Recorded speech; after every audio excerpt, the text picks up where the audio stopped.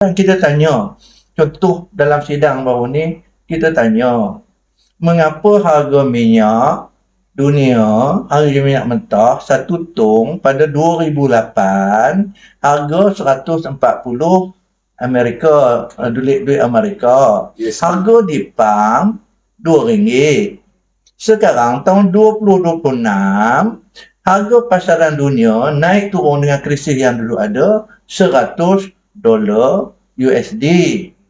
Kan? Harga di pam pada masa itu mencecah RM6.72. Tolong jelaskan. Bukan kita nak konek, tolong jelaskan bagi kita faham.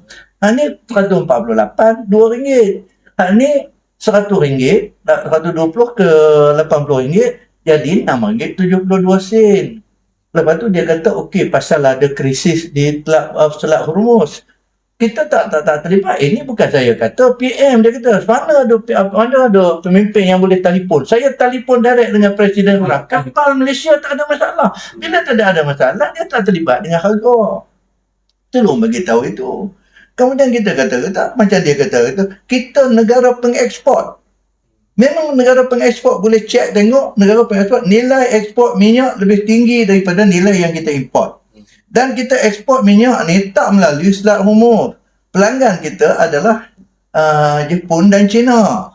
Dan kenaikan harga ni, maka China dengan Jepun juga mengalami kesan dengan harga yang ni. Maka keuntungan Petronas dia tinggi. Kenapa keuntungan ini tidak dikunci kepada rakyat?